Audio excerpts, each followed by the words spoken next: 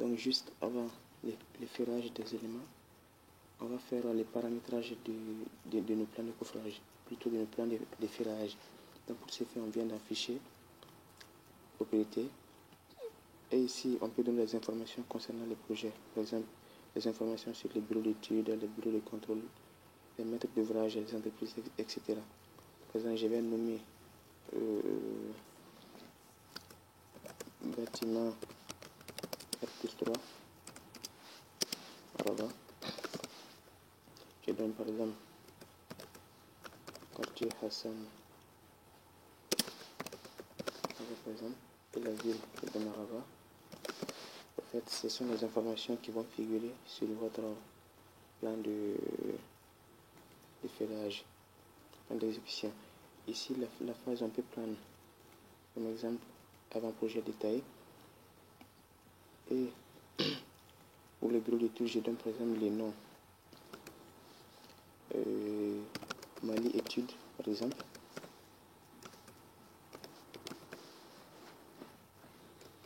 Je vais mettre Mali majuscule, Mali études. Voilà.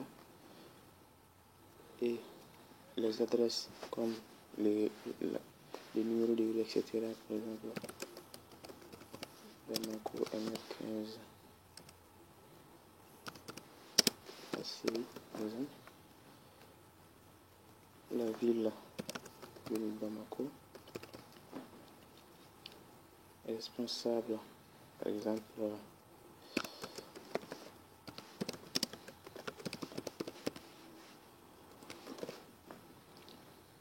donc le téléphone, on peut également donner le téléphone, par exemple, c'est pas 0223,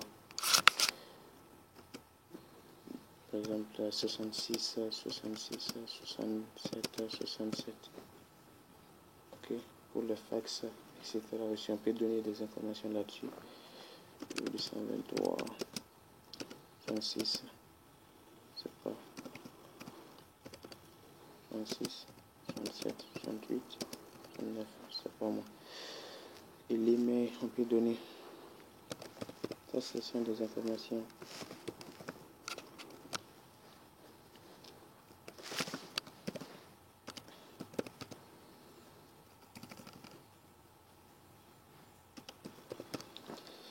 Donc, ainsi de suite, on va donner toutes les autres informations concernant le projet, que ce soit le bureau de contrôle, etc. C'est contrôle. Et bien sûr, il faut aussi savoir qu'on peut personnaliser le plan de coffrage, plutôt le plan de ferrage, excusez-moi. Donc, si tout ça est paramétré, vous pouvez bien sûr voir la note si vous voulez. Et vous pouvez valider. Par exemple, là, je vais ajouter tout ça à la note, voir avant de valider.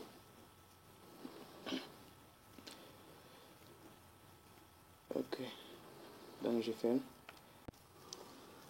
Je vais par exemple prendre ces poteaux là ici, poteau 189. Voilà.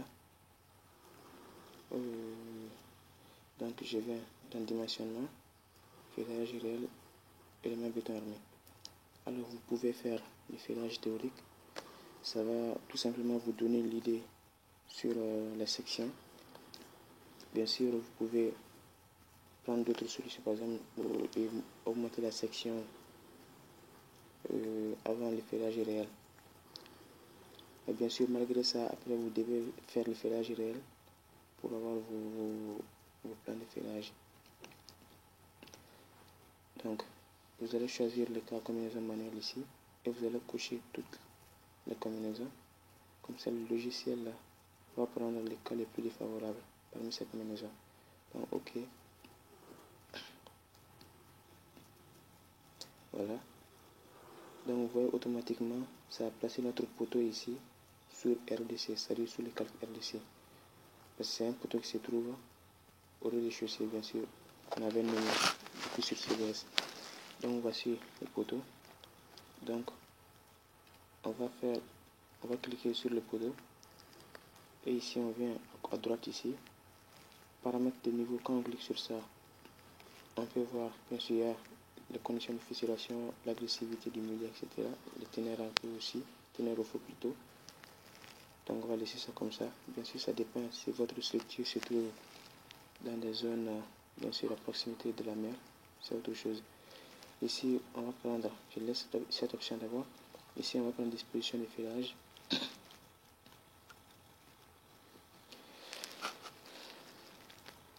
Et ici, vous pouvez voir, barre d'angle, on va laisser automatique.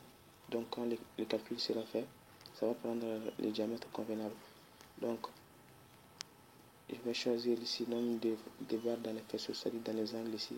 Je vais prendre une barre. Voilà. Donc les diamètres identiques pour ne pas avoir des diamètres longitudinales du c'est pas de 10, l'autre c'est 14, etc. On va prendre des diamètres identiques. Et ici transversal, on va cocher cadre sous plancher. Voilà. Donc voici les cadres qu'on va prendre. Les méthodes de construction. On va prendre liaison au poteau supérieur. Donc, puisque notre poteau se trouve au rez-de-chaussée, je vais prendre ici active. Parce qu'on a d'autres poteaux en haut. Mais si c'était le poteau du dernier niveau, il fallait prendre inactive. Donc, on peut enregistrer sous, bien sûr. Enregistrer sous. Par exemple, RDC. Je vais mettre RDC. Plutôt, je vais mettre port RDC. Comme poteau RDC. OK. Et cette partie, on peut modifier la géométrie de la section. Ici, modèle de flambement. Vous pouvez voir, on a deux directions, Y et Z. Alors, cette partie ici, vous allez cliquer sur ça. Et cette boîte de dialogue s'ouvre. Puisque notre poteau se trouve au rez-de-chaussée, donc c'est un poteau qui est encastré au niveau du massif de fondation et qui est articulé au niveau du rez-de-chaussée, plutôt au niveau de l'étage suivant. Donc je vais prendre le camp encastré articulé.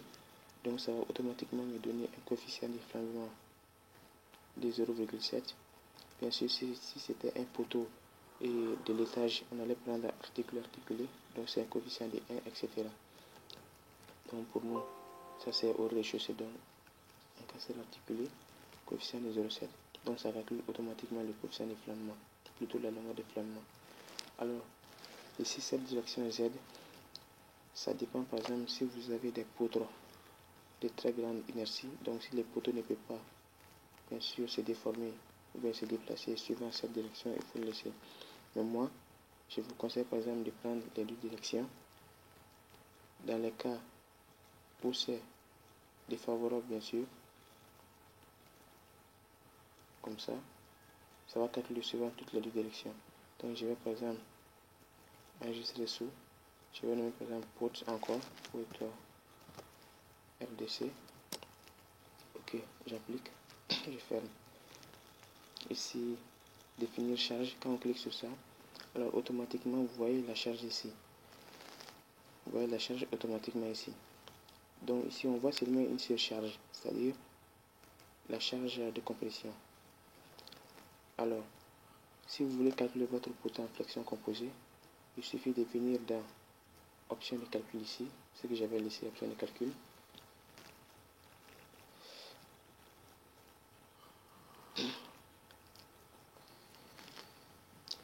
Alors vous pouvez voir ici, compression simple ou bien avec flexion, c'est ça, flexion composée. Donc vous allez voir, si vous cochez ça ici, OK, et revenir dans définir charge, automatiquement ça va ajouter des moments. Donc ça veut dire le poteau sera dimensionné en flexion composée.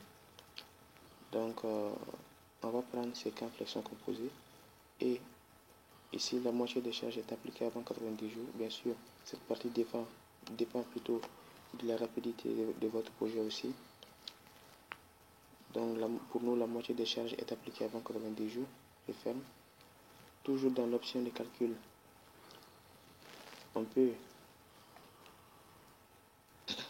changer par exemple d'autres caractéristiques, comme on peut fixer l'arrobage, etc. degré d'optimisation du filage, il faut prendre élevé. Je vous conseille pour les poteaux. Par exemple, vous savez, le béton, c'est un matériau qui travaille beaucoup bien à la complétion. Par contre, si c'était des éléments comme les poutres, on peut prendre un degré d'optimisation moyen, par exemple, sinon même élevé, parce que les poutres subissent des sollicitations et des flexions. Donc, le béton ne travaille pas, ne résiste pas très bien à la flexion ou bien à la traction. La complétion, oui. Donc, teneur au fil, on va laisser forfaitaire comme ça, on ne va pas le calculer. Pour le béton, caractéristique du matériau, alors il faut savoir que béton c'est la même chose que béton 25. Béton c'est la même chose que béton 25 parce que la résistance c'est 25 mégapascal. Mais si vous prenez d'autres types de béton comme 35, la résistance varie. Donc on va laisser béton qui est la même chose que béton 25. Vous pouvez choisir aussi le diamètre du granulat. Ça dépend bien sûr de l'analyse granulométrique. C'est de la formation du béton de votre projet. Ici, acier longitudinal, on n'a pas besoin de diamètre de 6 et de 8, par exemple, même de 40, de 30, etc. On peut seulement laisser des diamètres de 10 à 20, par exemple. Pour les aciers transversaux, c'est-à-dire les cadres, on n'a pas besoin de 40, etc. On a seulement besoin de diamètres de 6 et de 8.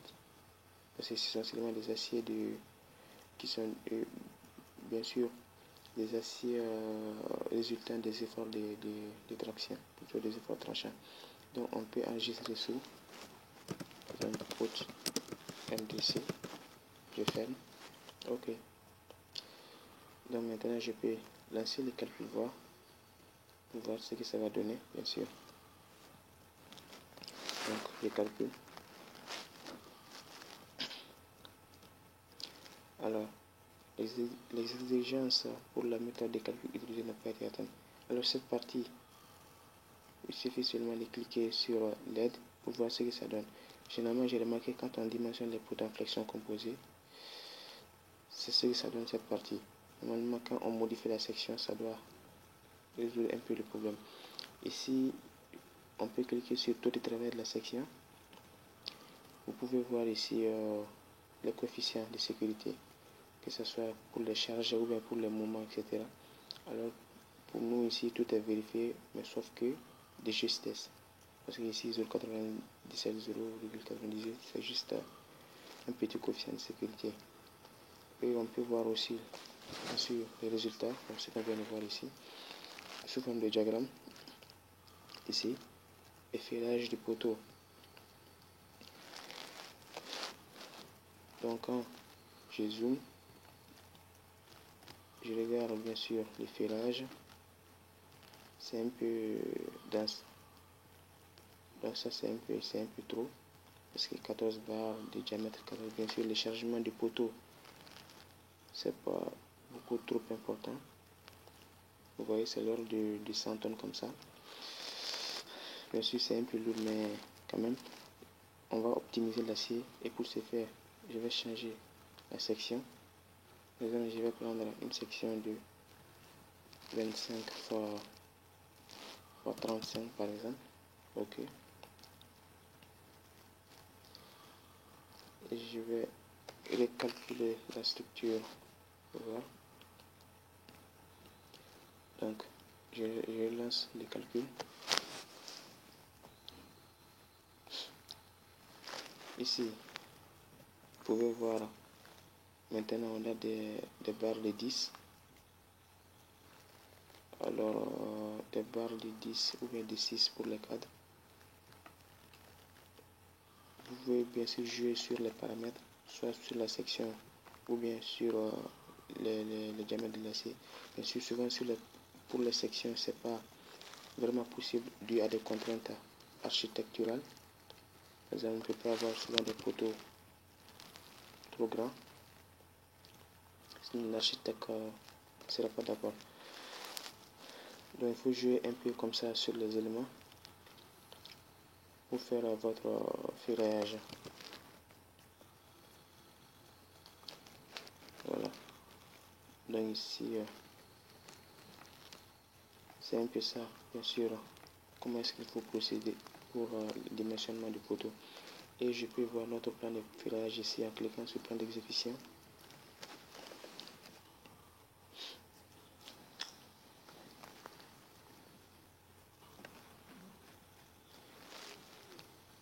Voilà.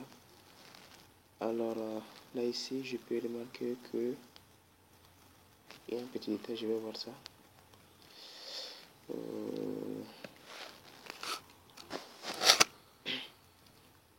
Que les dispositions sismiques, je ne sais pas si on les a prises en compte. C'est normalement, quand on les a cochées, ça doit diminuer l'espacement des cadres au niveau des appuis. Je vais vérifier voir. Alors, option de calcul.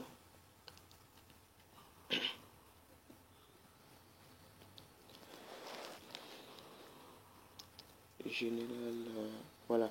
Donc, vous voyez, il faut cocher disposition sismique ici. OK. Vous allez voir, quand vous cochez ça, il faut relancer les calculs.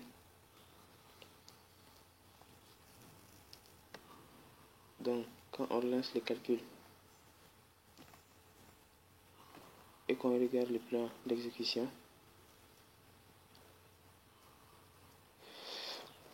normalement, ça doit réduire, voilà. Vous voyez ici, ça réduit l'espacement des cadres au niveau des appuis. Parce que comme je l'ai dit, c'est à ce niveau que l'effort tranchant est maximal.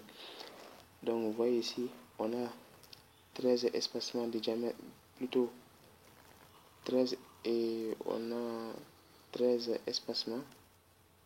Et sur les 6 cm, on peut voir ici. Et ici, 11 espacements de 11 cm, etc. Donc, vous voyez, au niveau de l'appui d'en bas ici et d'en haut, l'espacement est réduit. Voilà. Donc, ça, c'est les dispositions sismiques qui exigent cela. Donc, ça, c'est pour le poteau. Et ça, c'est bien fait.